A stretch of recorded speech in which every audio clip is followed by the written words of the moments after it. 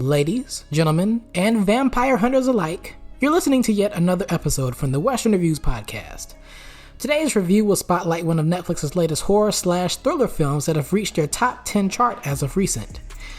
With a cast that ranges from an Oscar-winning actor to a Grammy-nominated rapper, no, seriously, it's a federal crime that this rapper featured in this movie hasn't won a single Grammy in his career yet, plus a budget of $100 million, this film should pack a punch with heavyweight performers having fun in horror territory. This is Day Shift, brought to you by the man who did stunt work for various films and shows such as Mortal Kombat, The Scorpion King, Buffy the Vampire Slayer, and 24. Take a listen to the trailer and I'll return my verdict of a bloodthirsty review.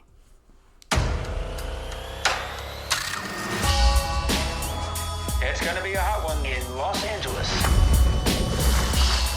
So what's on the agenda today? Close your eyes, my eyes are closed. Like every day.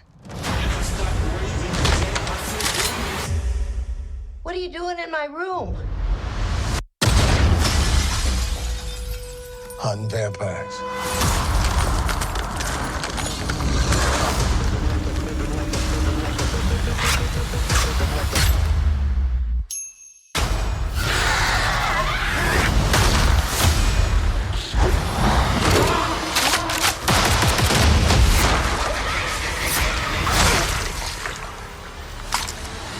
Money.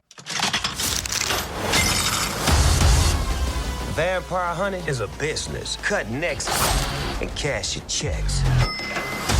Well, things have changed since you got your ass kicked out the union. If I don't come up with 10K, my wife and my daughter are gonna move to Florida. Hi, Dad. You're late again. And the union is the only place that could give me that kind of money. Your record is chock full of incidents. But he's a new man. One last chance. This is your final warning. Let's get cracking.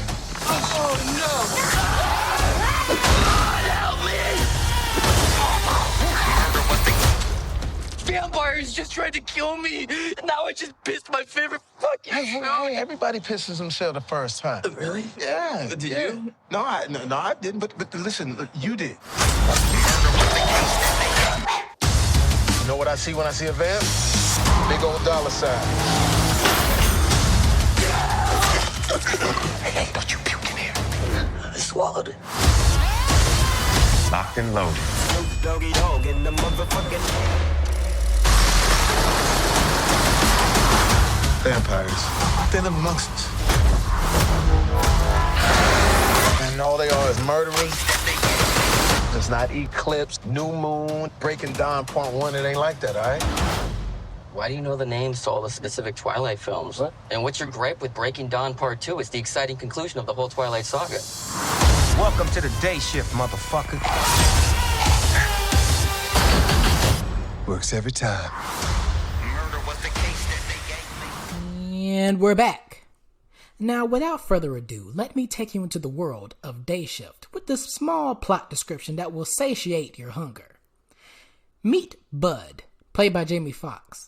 By day, he may be your average pool cleaner, but by night he is hunting vampires and collecting fangs for a paycheck.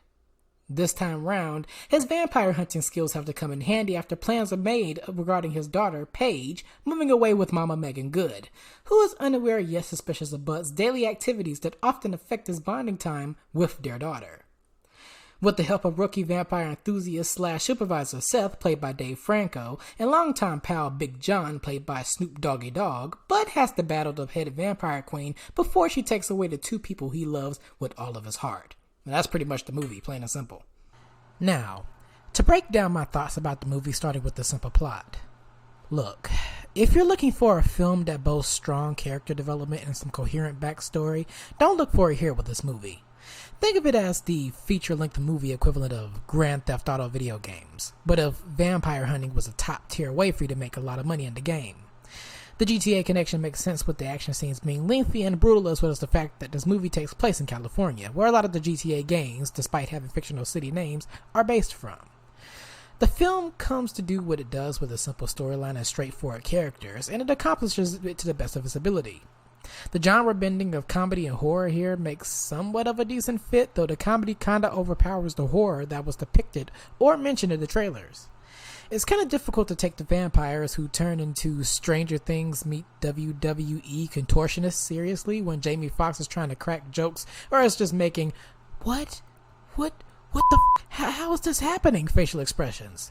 But speaking of Mr. Fox, it makes for a perfect segue into my thoughts on the characters. Jamie Foxx's Bud is pretty much the Tyrese in this universe, so to speak.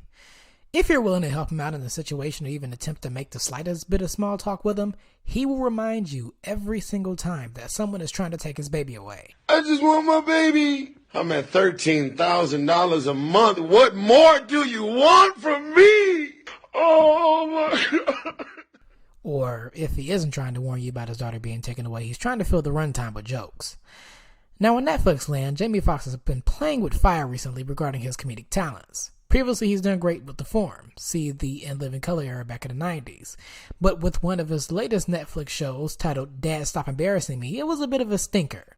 So with this movie, it seems like a lot of the non-parent-centered jokes are leftovers from there, made to fit the theme of the film. And while they may be dry jokes, it's all in good fun and Fox does his best here. I think Bud's best moments in the movie, however, are criticizing some random horror movie tropes for how random they are. Like in the scene where he side-eyes his neighbor vampire who uses her fingertips to strike a fire like a cigarette. The main three supporting actors pretty much embodied their actors as personalities. Dave Franco as Seth is the nerd whose only purpose is to lose his mind during vampire attacks, which usually culminates in him pissing or crapping himself every time.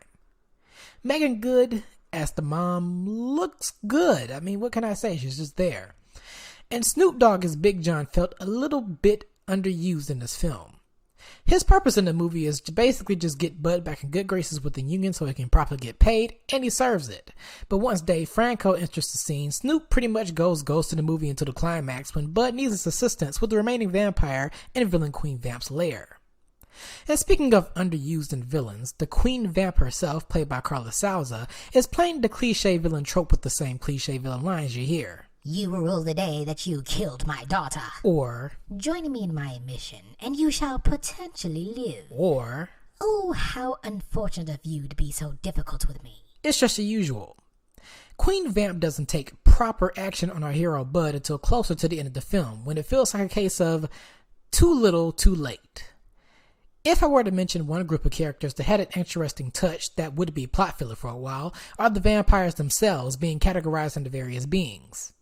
Personally, I didn't know that there were such things as spider vampires, or northern vampires, or twilight vampires. Okay, I made the last bit up, but the first two I truly didn't know about. I guess vampires have unique backgrounds and different powers, I suppose. All in all, Day Shift gets the okay rating from me, aka it's made for renting or streaming. If you're happen to looking for a movie to snack on, this is the best one to look into, albeit the runtime being a little under 2 hours, which is a bit exhausting but not too much of a big deal. It's just your average Netflix romp with the usual suspects. Action-packed sequences, nonsensical storylines, and varied moments that make you go,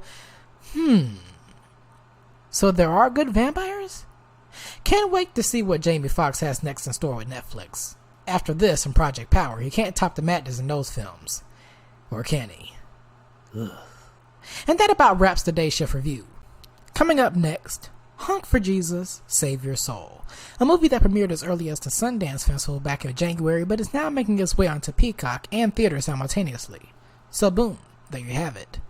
Stay tuned for more reviews to come, including Everything, Everywhere, All at Once, Pinocchio, the Disney Plus version, an anniversary movie review, and coming this October, my horror movie roundup. More to come on that in a few weeks. If you'd like updates on what's coming up, do not hesitate to follow me on my socials. On Twitter at reviews_western, that is reviews_western, or on my Instagram page at Western Reviews Official. You can listen to the show, the Western Reviews Podcast, wherever you listen to podcasts, including Spotify, Apple Podcasts, Stitcher, iHeartRadio, and more. And of course, don't forget to subscribe. I hope you enjoyed this review, and you'll check out my previous episodes featuring review for films such as The Batman and most recently Sonic the Hedgehog 2.